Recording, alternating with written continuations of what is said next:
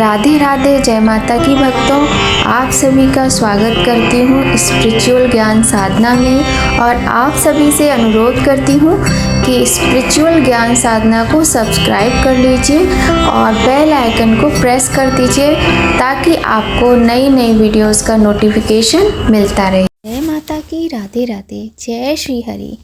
कैसे हैं प्यारे भक्तों? आशा करते हैं सभी लोग अच्छे होंगे। तो भक्तों, आप सभी को माघ पूर्णिमा की हार्दिक शुभकामनाएं। आज माघ मास का अंतिम दिन है। माघ मास की पूर्णिमा की तिथि है। आज के दिन जितना आप दान करते हैं उतना ही पुण्य मिलता है। स्नान, दान, पूजा पाठ, जप तप, भगवान सत्यनारायण की कथा का विशेष महत्व होता है। पंचामृत का भगवान को भोग लगाना, पंचामृत से भगवान का अभिषेक करना, शालिग्राम शिला का पूजन करना और उन्हें तुलसी दल अर्पित करना, तुलसी के समीप दीपदान करना, पीपल पर दीपदान करना, अपने घर के मुख्य दरवाजे और शिवालय पर जाकर दीपदान करना, सुहाग सामग्री माता को अर्पित करना, साथ ही दान में सुहाग सामग्री दान करने से अत्यंत पुण्य फल की प्राप्ति होती है, अखंड सौभाग्य की प्राप्ति होती है। आइए भक्तों, आज के पावन दिन हम आपको बहुत ही सुंदर कथा सुनाते हैं।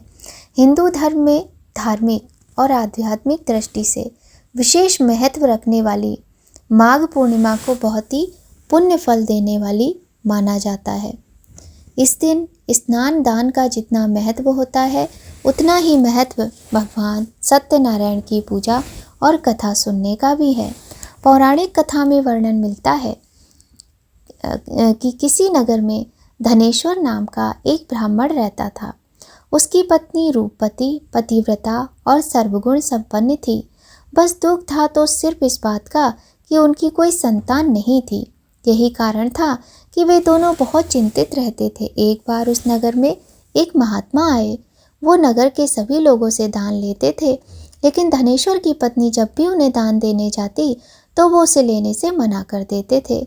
एक दिन धनेश्वर ने उन महात्मा के पास जाकर पूछा, हे महात्मन, आप नगर के सभी लोगों से दान लेते हैं, लेकिन मेरी पत्नी से दान क्यों नहीं लेते? अगर हमसे कोई भूल हुई हो तो हम ब्राह्मण दंपति आपसे क्षमा याचना करते हैं। महात्मा बोले, नहीं विप्र, तुम तो बहुत ही विनम्र और हमेशा आदर सत्कार करने वाले ब्राह्मण हो, तुमसे भूल तो कदापि नहीं हो सकती। महात्मा की बात सुनकर धनेश्वर हाथ जोड़कर बोला, हे मुनिवर, फिर आखिर क्या कारण है? कृपया हमें उससे अवगत कराएं।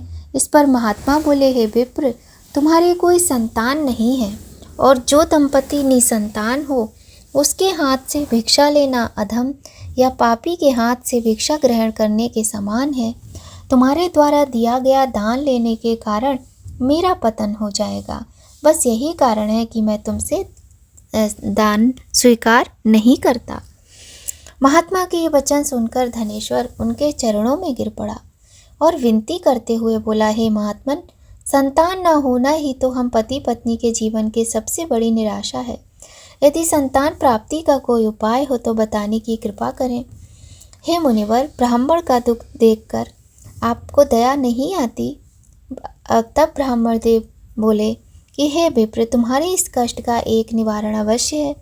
तुम 16 दिनों तक श्रद्धा पूर्वक माता काली की पूजा करो। माँ प्रसन्न होंगी तो उनकी कृपा से तुम्हें अवश्य पुत्र रत्न की प्राप्ति होगी। इतना सुनकर धनेश्वर बहुत प्रसन्न हुआ। उसने कृतज्ञता पूर्वक महात्मा का आभार प्रकट किया और घर आकर पत्नी को सारी बात बताई। पति पत्नी को महात्मा के द्वारा बताए गए उपाय से आशा की एक किरण दिखाई दी। धनेश्वर माँ काली की उपासना के लिए वन चला गया। ब्राह्मण ने पूरे 16 दिन तक काली माता की पूजा की और उपवास रखा। उसकी भक्ति देखकर और विनती सुनकर माँ ब्राह्मण के सपने में आई और बोली, हे धनेश्वर, तू निराश मत हो।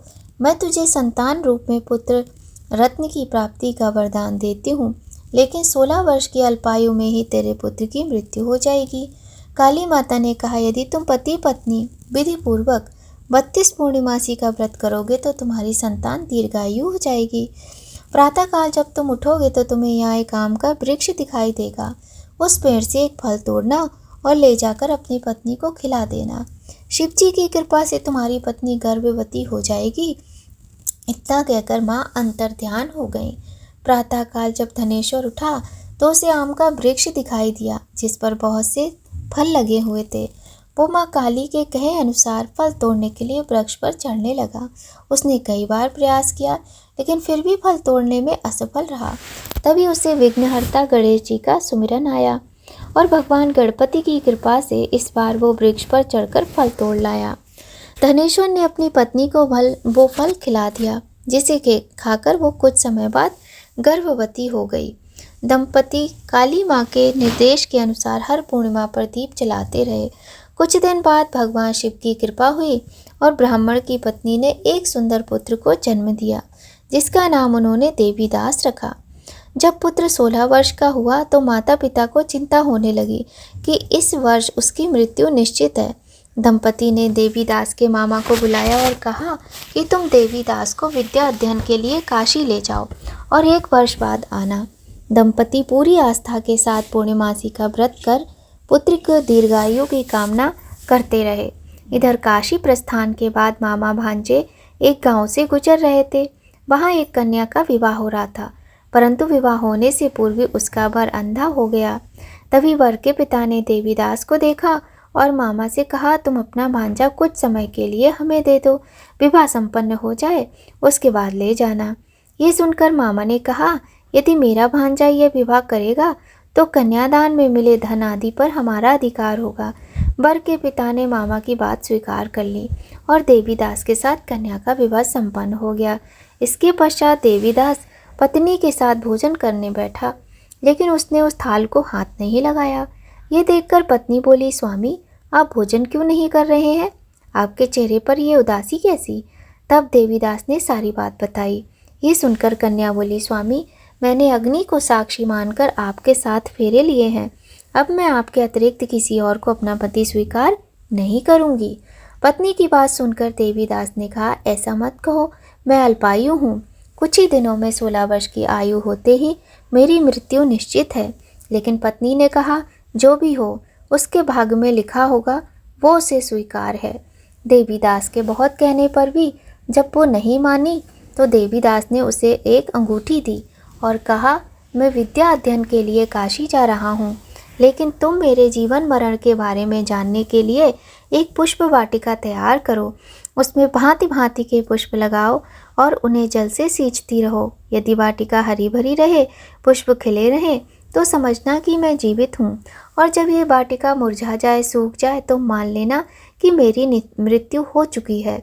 इतना कहकर देवीदास काशी चला गया। प्रातःकाल जब कन्या ने दूसरे वर को देखा तो बोली, यह मेरा पति नहीं है, मेरा पति तो काशी पढ़ने गया है। यदि इसके साथ मेरा विवाह हुआ है तो मुझे बताएं कि रात्रि में मेरे और इसके बीच क्या बातें हुई और इसने मुझे क्या दिया था। यह सुनकर वर बोला, मुझे कुछ नहीं पता, और पिता पुत्र लज्जित होकर चले गए। उधर एक दिन प्रातःकाल एक सर्प देवीदास को डसने के लिए आया, लेकिन उसके माता पिता द्वारा किए गए पूर्णिमा व्रत के प्रभाव के कारण वो उसे डस नहीं पाया। तत्पश्चात काल स्वयं वहां आए और उसके शरीर से प्राण निकालने लगे। देवीदास मूर्छित होकर गिर पड़ा। तभी वहां माता पार्वती और शिवजी आए। देवीदास को मूर्छित देखकर देवी पार्वती बोली, हे स्वामी, देवीदास की माता ने 32 पूर्णिमा का व्रत रखा था, उसके फलस्वरूप कृपया आप इसे जीवन दान दें। माता पार्वती की बात सुनकर भगवान शिव ने देवीदास को पुनः जीवित कर दिया। इधर देवीदास की पत्नी ने देखा कि पुष्प वाटिका में एक भी पुष्प नहीं रहा। वो जान गई कि उसके पति की मृत्यु हो गई और वह रोने लगी। तभी उसने देखा कि वाटिका पुनः हरी भरी हो गई है। यह देखकर वह बहुत प्रसन्न हुई। उसे पता चल गया कि देवीदास को प्राणदान मिल चुका है। जैसे ही देवीदास 16 वर्ष का हुआ, मामा भांजे काशी से वापस चल पड़े। रास्ते में जब वो कन्या के घर गए तो उसने देवीदास को पहचान लिया और अत्यंत प्रसन्न हुई। धनेश्वर और उसकी पत्नी भी पुत्र को जीवित पाकर हर्ष से भर गए। देवीदास अपनी पत्नी के साथ अपने माता पिता के पास पहुंचा और सभी खुशी होकर सुखपूर्वक रहने लगे और भगवान का पूजा पाठ करते हुए अपने जीवन को बिताया।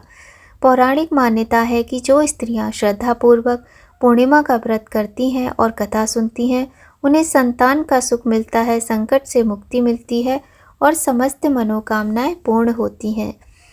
बोलिए भक्तों, लक्ष्मी नारायण भगवान की जय, गौरी शंकर भगवान की जय। तो भक्तों, आज की वीडियो में बस इतना ही। फिर आपसे बहुत जल्द मिलेंगे। तब तक आप सभी लोग खूब खुश रहिए, स्वस्थ रहिए, प्रसन्न रहिए और हाँ, कमेंट में जय माता की राधे राधे लिखना बिल्कुल भी मत भूलिएगा। साथ ही यदि आप पहली बार चैनल पर आए हैं तो चैनल को सब्सक्राइब कर लीजिए और बेल आइकन को प्रेस कर दीजिए ताकि आपको आने वाली वीडियोस का नोटिफिकेशन सबसे पहले मिले। भक्तों, आपको वीडियो कैसी लगी कमेंट करके यह भी बताइएगा। आपका प्यार, आपका सपोर्ट ऐसे ही बनाए रखिए स्पिरिचुअल ज्ञान साधना के साथ। तो भक्तों, अब आपसे विदा लेने का समय हो गया है। आप सभी को पुनः एक बार फिर से माघ मास की पूर्णिमा की हार्दिक शुभकामनाएं। जय माता की भक्तों, राधे राधे।